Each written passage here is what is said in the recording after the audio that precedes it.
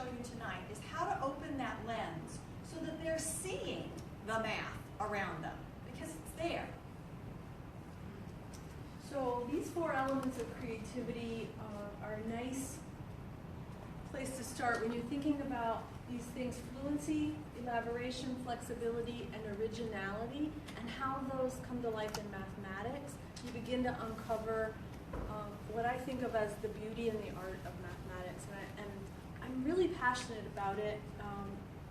I worked in Ohio in mathematics as a math professional development coordinator, and I've worked with elementary teachers, middle school teachers, high school teachers, adult students, and I'm constantly trying to give them the same virus that I have that makes me think that math is fun and that anyone can do it. And so that's why I was excited to try to merge creativity and what we know about that with mathematics, because for me personally, I see those patterns and I see those things fitting together beautifully.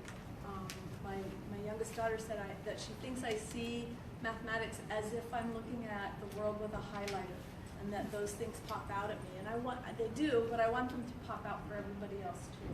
And I think these are the steps to get us there, or at least the conditions for fostering that creativity.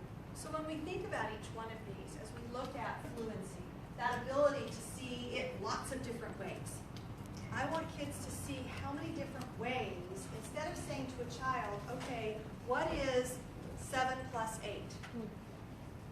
There's one answer. What if I said, how many ways can you get 15? There's a lot of answers. There's a lot of different ways that I can get 15. That's what we want kids doing, coming up with that number of ways that they can do this. When we talk about flexibility, seeing it in different ways and being willing to be flexible in that area. Being able to elaborate. What can you add to that? Well, if you can find 15 this way, what does that tell you about 25? What does that tell you about 30? What does that tell you about odd numbers, even numbers? Getting them to move beyond that single response. And lastly, coming up with a new way.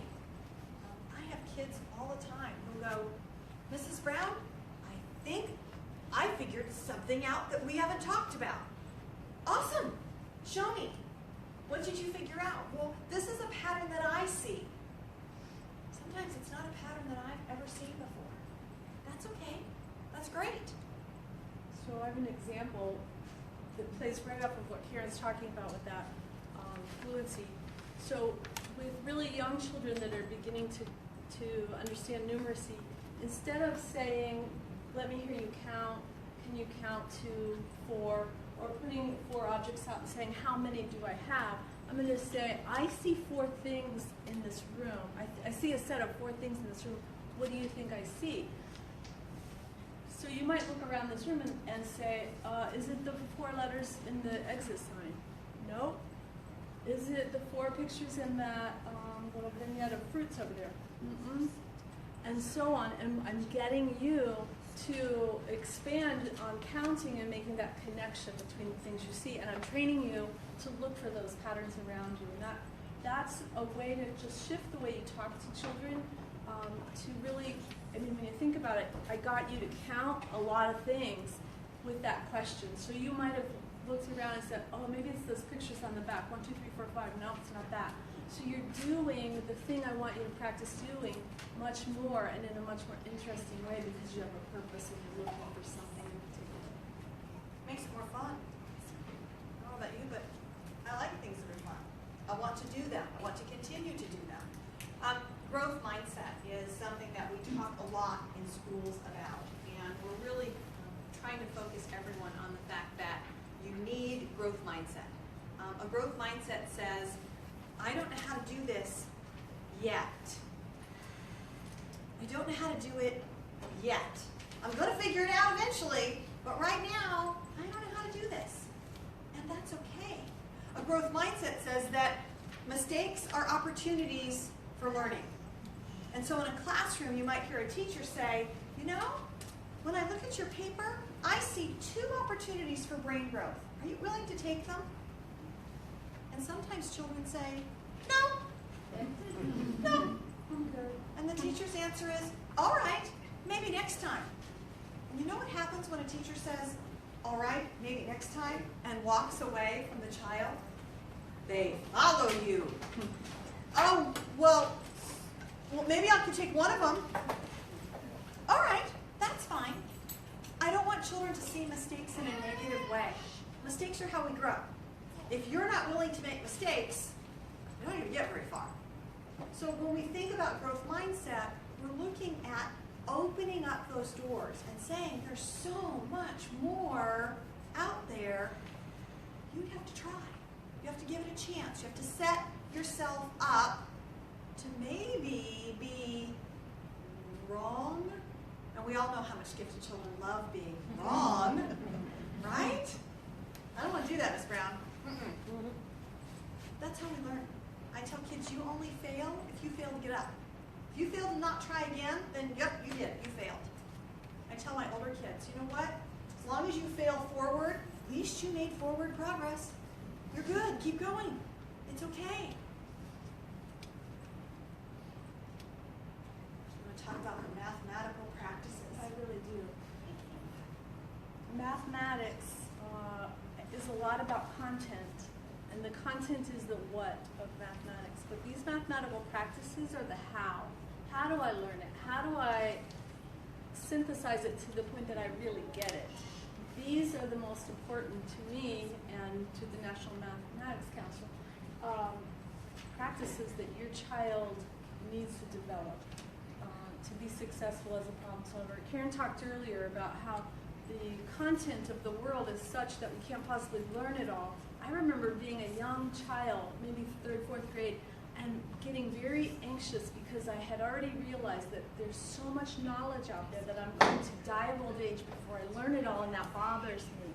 And so I'm no more comfortable now at this age than I was then, because of course the knowledge is just expanding. We don't know what the careers are that we're preparing these children for, because those careers haven't even been invented yet. So we have to be turning our focus to these kinds of practices to develop problem solvers, not just problem solvers, but problem finders. I've never had a job where someone walked up to me and said, here are the problems I would like you to solve today. They don't. They'll say something like, gosh, this issue is really big, I wonder what we should do, and then I have to go and figure out how to solve that problem. And so when you think about them, make sense of problems and persevere in solving them is very much in line with that growth mindset idea. Persevering, that stamina, that getting a little more comfortable being uncomfortable is a really important skill in mathematics and in life. When I read these, I often think these aren't really just about mathematics. I could say many of these same things about language arts, about the sciences, about social studies. These are just kind of good traits to get along in life. Reasoning abstractly and quantitatively, some of these you'll realize take a little bit of time. If I give you a page of math problems to solve, you don't necessarily have to reason about them to solve them. You may already be in a place where you can just quickly, in an automaticity kind of way, solve those equations and not get into these places. Looking for making use of structure, tending to precision, constructing viable arguments, critiquing the reasoning of others.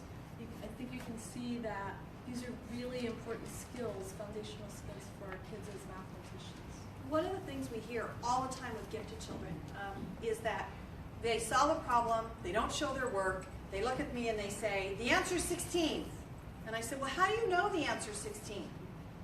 I just know, Mrs. Brown, trust me, I just know.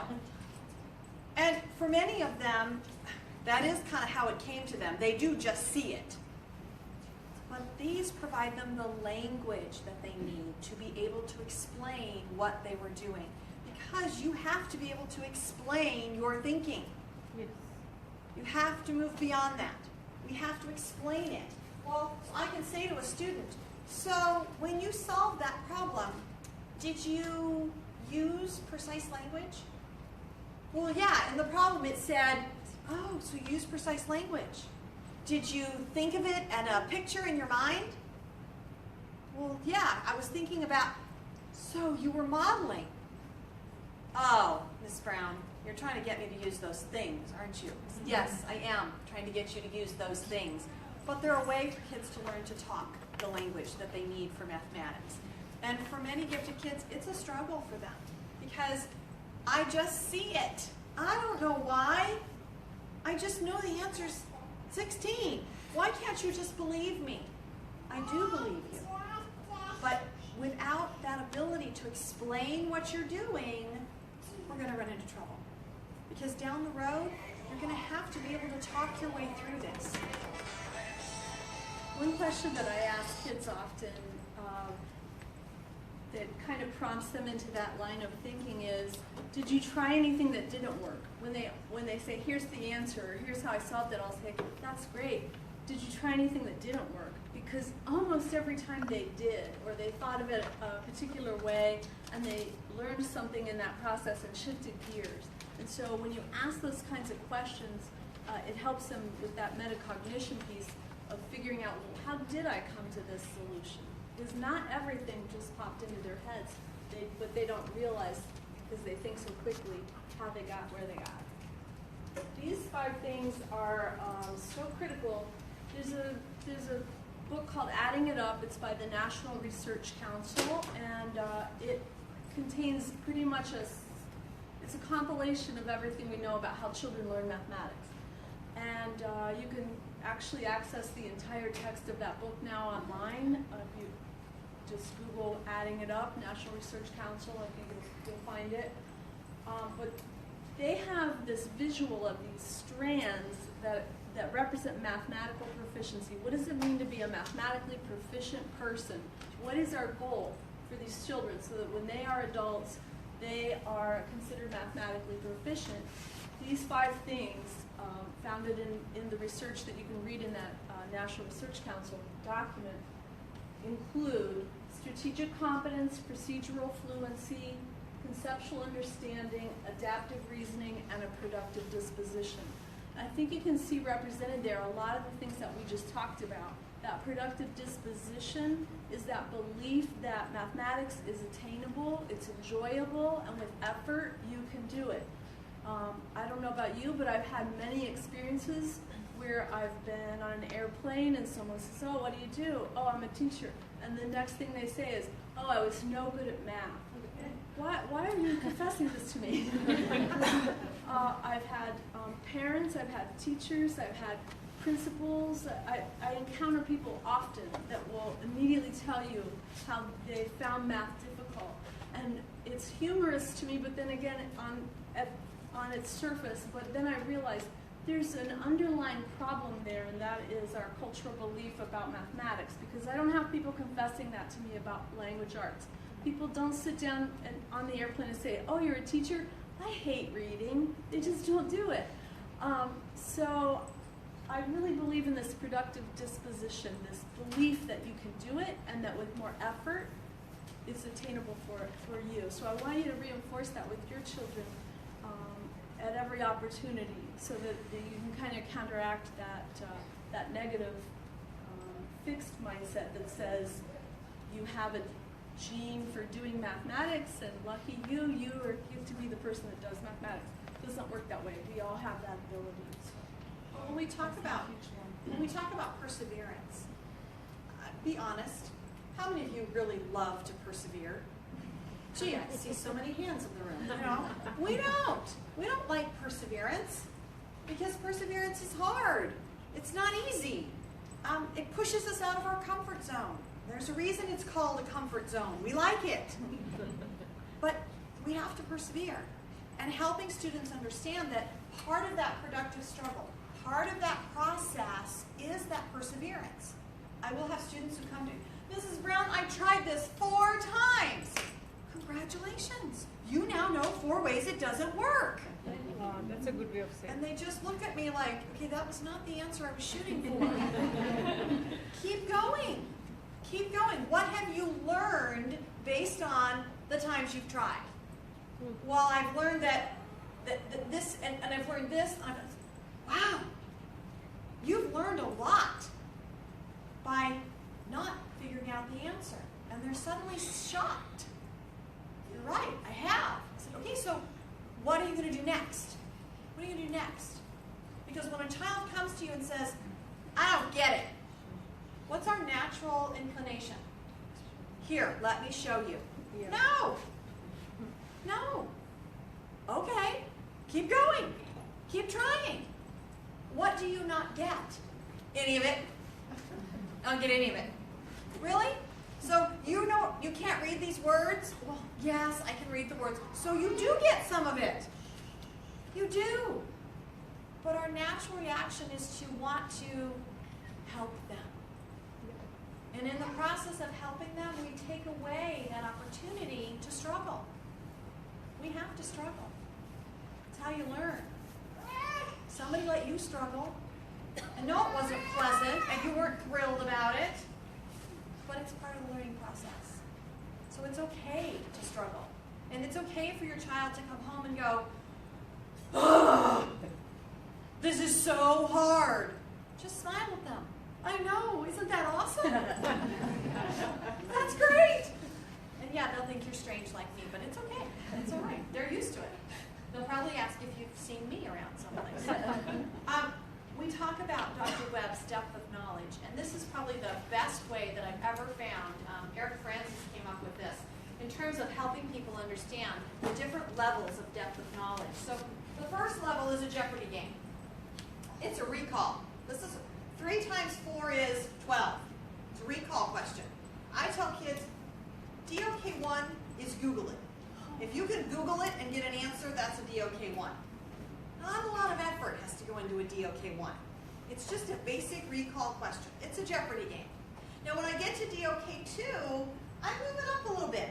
Now I'm talking basic application of skills. I'm on Top Chef now. I have to do something. I have to produce something. But there's not a lot of strategy involved. I have a process. I'm doing the process. DOK3 is where we really want kids to be because that's the strategic level. That's the thinking level. DOK3, the example is the apprentice and survivor. It's not enough to be able to apply the knowledge. You've got to have a little strategy involved or you aren't going to be successful. Strategy becomes the focus of the learning. And we want kids in DOK3 as much as possible. DOK4, now you're on Shark Tank. Not only do you have to have knowledge and application and strategy, you got to have a long-range plan. What are you going to do? How are you going to make this work? These are levels that we work with children on in problem solving. And we want to teach them to function at that strategic level. How many of you have sat with your child and they've had a word problem in front of them and they look at you and they say, so do I add? And they wait. They're looking for that little cue on your face where you're going to smile and they'll go, yes, add. And you don't smile, so, okay, well, that's not it. So I should subtract? And you just look at them and so then we say, so is it a 2-step problem? And they wait.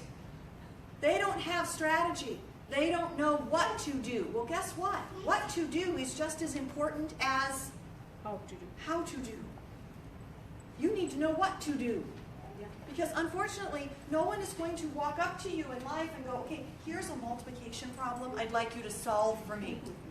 I've never had someone stop me on the street long division, please. and offered me a problem. Here, would you do this long division problem for me? No, I have to figure out what to do. And that's the hard part. The easy part is doing it.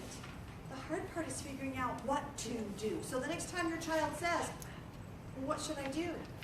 I don't know. What do you think you should do? Should I add? Give it a try. And they get an answer that doesn't work. Well, Mom, that didn't work. Oh, so maybe it wasn't addition. What else could you try? You're not going to tell me, are you? No. No. Sorry. It's not my math problem. It's your math problem, remember? I had a first grader yesterday. I was in a first grade classroom. I'm normally in a middle school classroom. I was in a first grade classroom observing, And I think because I was a new face in the room, this little girl thought, oh, maybe this lady will tell me. So she calls me over. She goes, what's 11 plus 11? And I look down and she's working on a piece of paper that says 11 plus 11, like, as if I'm going to tell her. You know, so like, It was worth a try. Do you have a 10 frame? Do you have a rack and rack? Do you have any manipulatives? How might you figure that out? And she was like, ugh, like, forget it. You're worse than my teacher. Just told me the Yeah. answer. But I also like this to think of as a continuum of how involved is the child. So at the DOK 4 level, the child's bringing the whole game. They have the idea, they have the plan, they have the strategy, they have the solution. And at the DOK 1, they're really just responding to a prompt from somebody else. Somebody asked them a direct question and it has one solid answer, and they're complying with that. All of those things have a purpose and a place, but we need to spend more time in that DOK 3-4 to develop those problem-solving strategies. Did you have a question? Yes. What if a child just procrastinates and just sits down and just sit and sit and sit, and they say, I don't know, but they know. But they made up their mind that for now they don't know. That's a choice. And I tell kids, you know what? That's a choice. You have a choice to not try. But I'm still not going to give you the answer. Sorry. But then, And so, and we make choices in life and we pay the consequences for those choices. And sometimes the consequence for a choice is they have to take that paper back to school. Uh-oh. Nothing on it. With nothing on it. And the teacher says, so, did you not understand how to do this? Yes. So how come it didn't get done? And then I have the classic one that children will tell me, my mom wouldn't help me. Really? And my response is always the same. Well, you know what? It wasn't your mom's assignment. It was your assignment. I need you to show me what, I don't care whether you have the right answer. I want to see that you attempted. And that's what teachers are looking for. I don't care if they come up with the right answer. What did you try? What did you try? And, you know, kids bring stuff back to school and they tell us all kinds of wonderful things. You know, my dad doesn't know how to do this. Really? Because I'm pretty sure he does. He probably told you to go work on it. Darn. So understand that it's a choice, and we have to pay the consequences for the choices we make. Yes? What happens if you have a child that's naturally gifted at math and thinks it's stupid not to, look, I got the answer, what do I need to do with the other stuff? One of the things that I tell kids is the fact that right now, you're in math that you can mentally compute. You can do that. And so I will pull out a calculus book, and I will open it up and say, okay, you're at the point now where math, you can see it and you can do it in your head. But down the road, when you move on mathematically, the equations get larger, the problems get larger, and no longer are you going to be able to do it in your head. The other problem is that in most cases, you're going to be working with teams of people. And your team has to be able to tell what you were doing and how you got where you got. If you haven't developed the ability to communicate and explain your thinking, you're not a very good teammate. They're not going to want you on that team. So understanding how to communicate mathematics is as important as being able to do the math yourself. You have to be able to communicate what you're doing so that you can explain the process.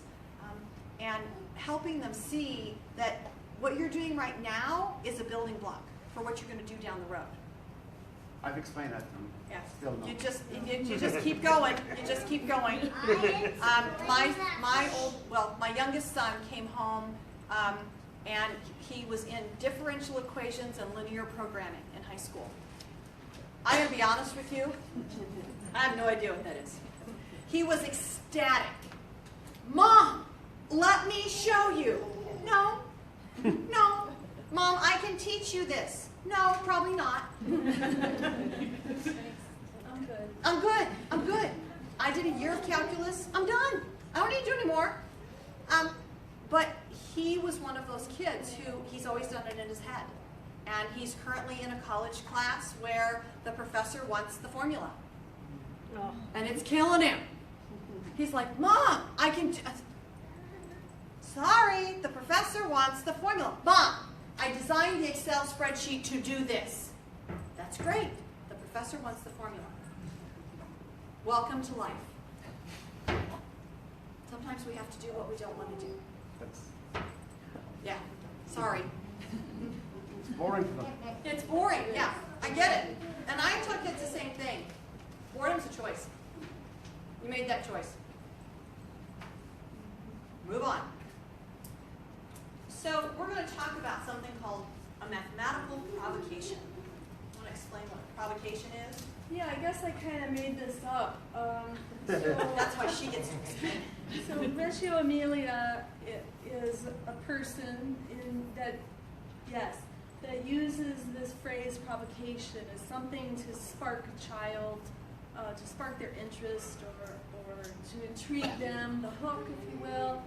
And I started applying that term to mathematical provocations as we started to kind of collect these really cool ways to look at mathematics and to sustain the interest of kids that were the ones that can, as you're explaining, your son can quickly solve math problems. So we're looking for things that they can't so quickly solve that will get them into those math practices for a little bit longer. And so we've kind of got a collection of those things that we'd like to share with you. This is one I used this in a first grade, 2 first grades this month. Anyone want to play? Anyone? So as you're watching the clip, try to answer the question, how many feet are in the barn? Lightning, five balloons, Colorado, scary. What is the nerve saying? No, good! What the heck is he doing now? Anyone want to join me? Fun, let's go! Let's go!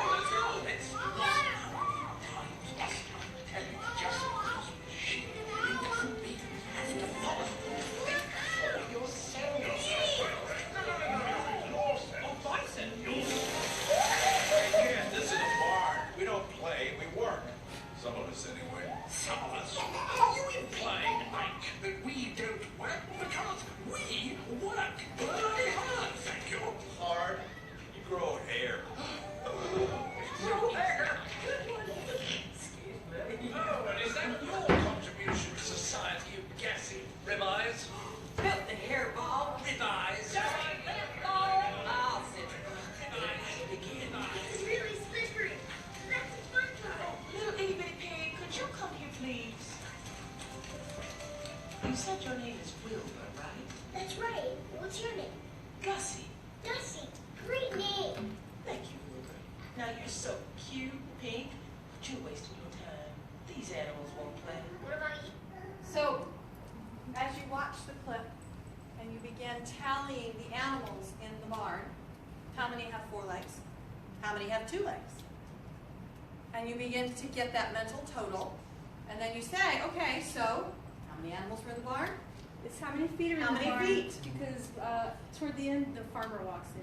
Uh-oh. And you only see his legs. He drops some slop in the pig trough. But you gotta So the count. question is how many feet in the barn, not how many animals. Yeah. So I have to figure out though, animals with 4 legs, animals with 2 legs. Got a lot of math involved in something very simple as a video clip. So even in the first grade, there were 5 sheep or whatever they are, I guess they're sheep. And there were some kids that said, well, I know sheep have 4 legs and there's 5 of them, 5 times 4 is 20. And so had I set it up for the middle of the road kids, I wouldn't have expected multiplication to come in the first month of first grade. But by leaving questions open like this, the more open-ended, they're a little more intriguing and lead to greater conversation. My purpose in this question really was first we watched it with knowing what the question was, and then we watched it again after we had some conversation. And then we went to our tables and tried to represent. How do you know? Okay, you said it's this many, you said it's this many. Prove it. Convince me. I say convince me a lot. Again, to help them be able to figure out how to communicate mathematically. Because it's not just enough anymore to know an answer, you need to communicate your answer. So, come on, turn. Maybe get stuck.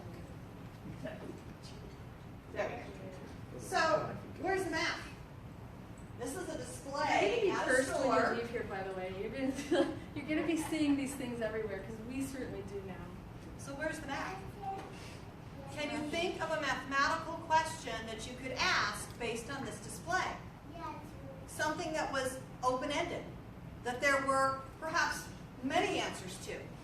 Where's the math? That's what we want children to begin to see. Where's the math? Because there's math everywhere. Ask what questions might you answer? Where's the math? Where's the math? Now this one with the whale, that is my all-time favorite picture.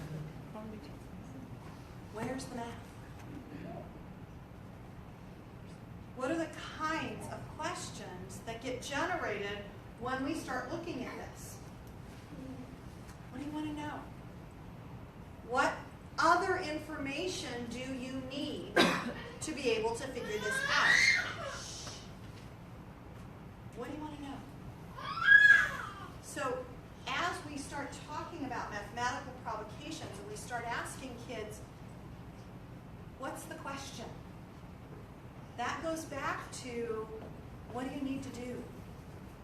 We need children to be generating the questions. Right now, teachers are generating the questions and prompting kids, and parents are generating questions. I want the student to generate the question. Where's the math? What's the question? Is there more than one? How would you answer that? What kind of information do you need? Where's the math? That whale picture really does intrigue people, young and old alike. It wasn't just Karen that I intrigued with that picture. People begin to ask a lot of questions about ratio and proportion. What kind of animal is that? They go to the computers. They start looking like, how long is that appendage of that whale compared to how long is that extended arm of that person? Is that an adult person? Is that a child? Is it a man? Is it a woman? Their legs aren't really straight. They start doing all kinds of thinking about how to approximate the best possible answer to the questions that they ask. And that's what you want them to do, basically, think, rather than respond with just answers. And when you do things like this, estimation is huge. Teaching students the value of estimating. Approximately, and I want a valid estimate. But spending time thinking about estimation and coming up with possibles. What would you use as your benchmark? How would you know what to do? So it's not about maybe coming up with a single one answer. It's about generating lots of questions and then approximating answers.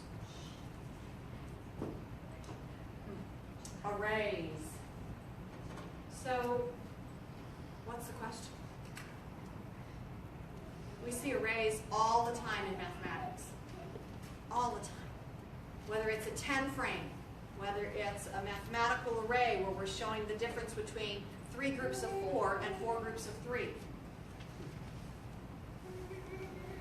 What's the question? I want a preschooler to anchor to 5, and then I want, after they've anchored to 5, I want the next stage to be anchoring to 10, because we work in a base 10 system.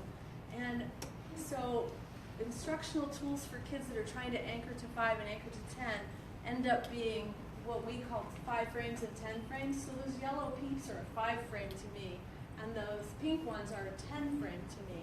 And once you start to look for those patterns and help your kids connect to those, you can't stop seeing them. They're everywhere. I took a picture in the post office one day because I bought stamps, and then I realized I just bought a 10 frame, and I laid it down to the picture of it. And yes, the people in the post office think she's a little Yeah. strange, but that's okay. But I have friends who appreciate those kinds of pictures. So. And then we ask kids to look at, so if you look at the ghosts, children can quickly look at that and go, I can say, well, how many are missing? 1. How do you know one's missing? Because it's not a 10 frame. There's 9. And they begin to see things in relation to 5 and to 10. And those are relationships that come in really handy for children as they're moving forward. But if we don't take the time to draw their attention to those things, they just get passed by. And they're everywhere. Everywhere. I challenge you to go to any store right now and not find arrays. They're everywhere. Because they're how we package things.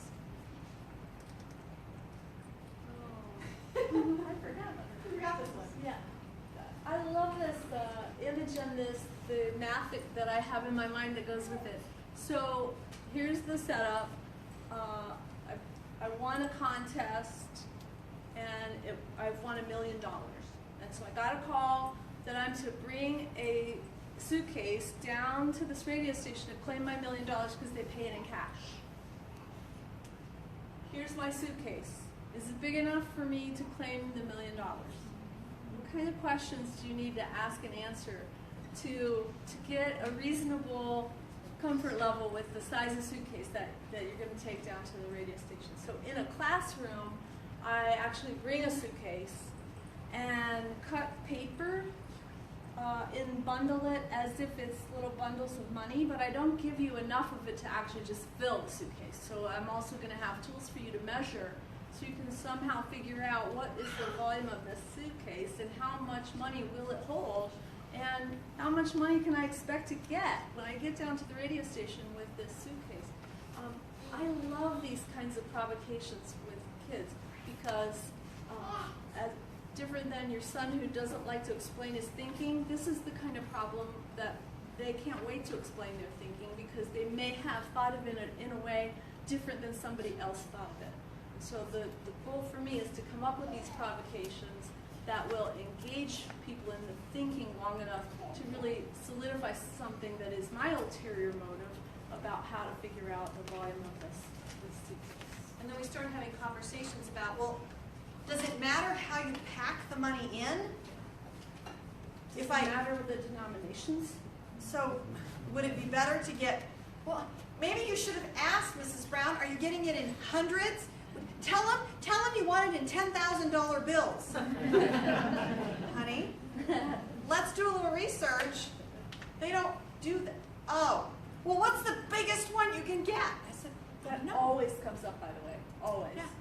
There's Can you just get it in common knowledge of hundred children thousands? about that? No, can't get it in 100,000s. So how do I do that? But those are good conversations. Those are thinking conversations. And that's the purpose of a provocation. I want you to think. So this is a 3-act, and it basically, if you were to Google 3-act problems, you get a variety of them. This one is the building of a life-size Jenga, which to me sounds fascinating, and I'm going to do one of these someday because I just think it sounds cool. I love to play Jenga. Now, I probably would end up hurting myself when it fell, but it just seems neat to me. Well, so what does it take to build a life-size Jenga? And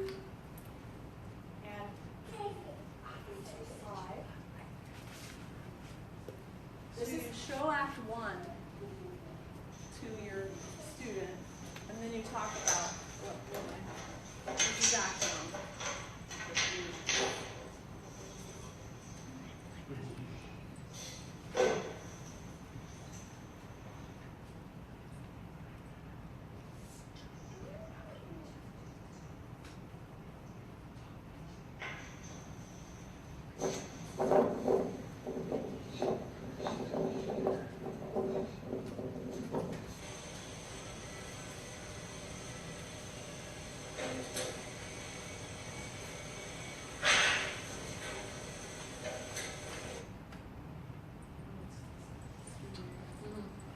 So I'm totally doing this on Thanksgiving when my unsuspecting family members arrive. I will have this wood, I'll be talking about this, let's make a Jenga.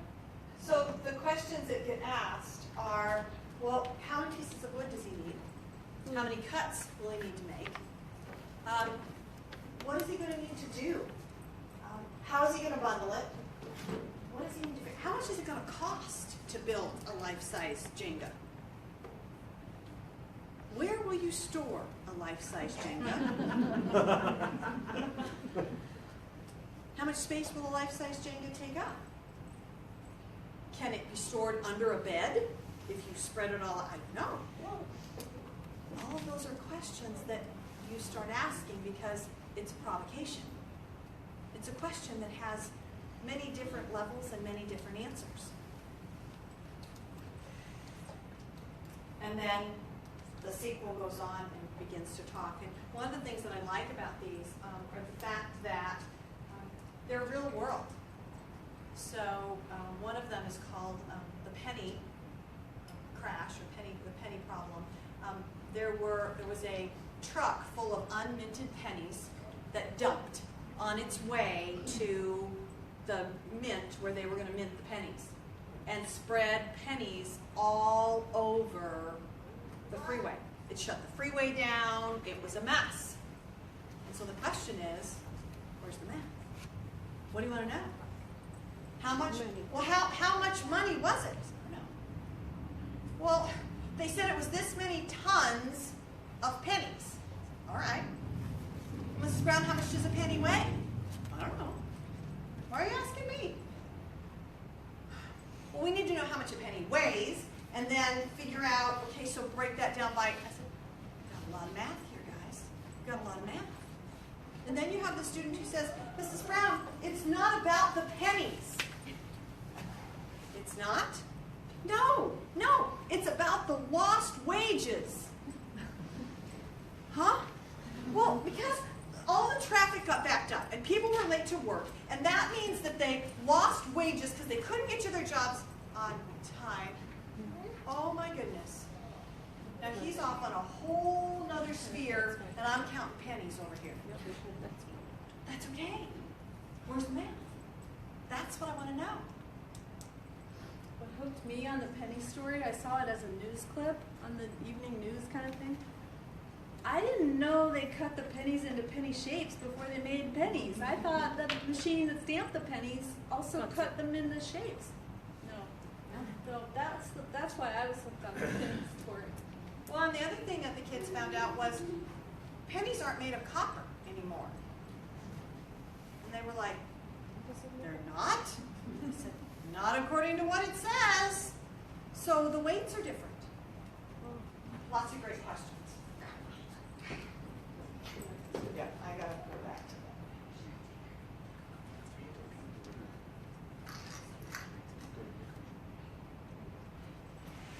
So when we start asking these questions, we start asking things like, what did they gain? What were the concepts that they used?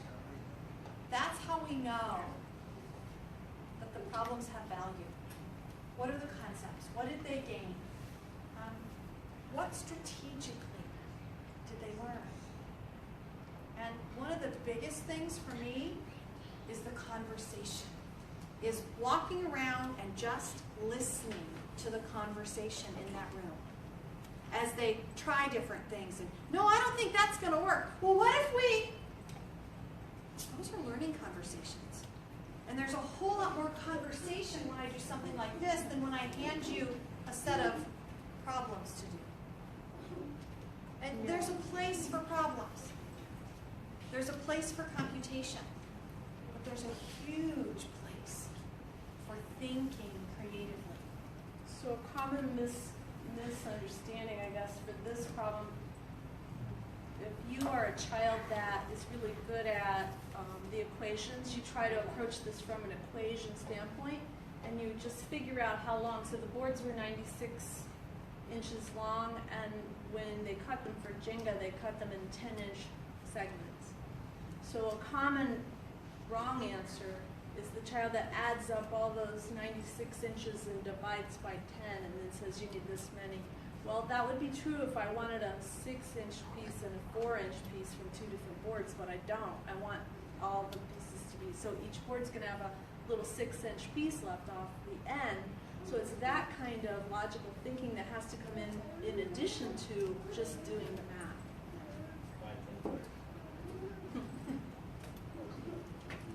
So, would you rather? These are fun because they asked me, would you rather have a stack of quarters from the floor to the top of your head or $225? Would you rather?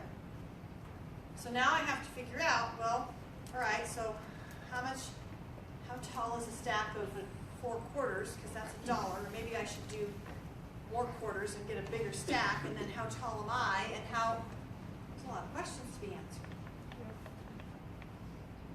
And then you have the student who says, well, can I have the stack of quarters from the floor to the top of my brother's head, because he's taller?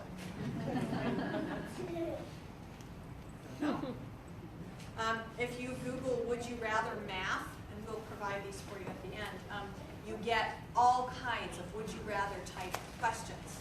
Would you rather have? Would you rather do? Would you rather? Which one doesn't belong? This is another one that you can find online. Looking at the pictures, which one doesn't belong?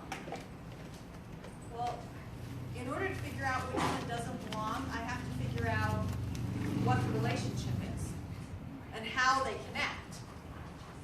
Because otherwise I can't figure out which one doesn't belong. And I should be able to make a case for every one of those to not belong. So with the coin one, I used this one with my granddaughter, she's 7. So she immediately said the pennies didn't belong because they were a different color. So she went at a very superficial way to look at it. Then we start talking about, well, the dimes don't belong because all the others are 25 cents. And then you think, well, No, the nickels don't belong. Why? Because it's the back of the nickel that you're showing me instead of the front of the nickel. And all the others are the fronts. So it's the nickels that don't belong. well, I think it's the quarter that doesn't belong because it's the only one that just has one coin. The others are a collection of multiple coins. So it's that logical reasoning. which one doesn't belong? The website "Which One Doesn't Belong" has pictures that you can use with your 7-year-old granddaughter or your high school student. They have quite a range of ability of which one doesn't belong kind of problems. And once So you which start- one doesn't belong? Well, I can make a case for I can any make a of them. case for all of them. And that's the conversation that I want to have. I want to see, can you make a case for each one of them? And in the process of making my case, I've demonstrated to you a lot of things that I understand about these coins. And a lot of things that I maybe don't understand about these coins. Because if I can't get to the point of saying, well, they're all worth 25 cents except the dimes, what does that tell you about my understanding of coin math? So these are ways that not only can I see what you do understand, but I can also see maybe some areas that you don't understand. And that's okay. You also get a chance to pull out that math vocabulary. So if you look at the one with the 4 colored squares, I could say that 8 times 2 doesn't belong because the array is the only one that is in a vertical plane, the others are horizontal. Yeah. And if I say that, I just revealed to you that I know those 2 things. I know what those words mean. So, creativity is intelligence having fun. Creativity is awesome. And learning to look at the world from a creative viewpoint is a great way to get kids engaged in that. This particular presentation will be up on the website. And the reason for that is because there's a lot of links there that you can use to understand different places that you can find these problems, because they're everywhere. They're everywhere. So what questions do you have that we can answer for you? We can't answer individual questions about your own child because of laws that prohibit that.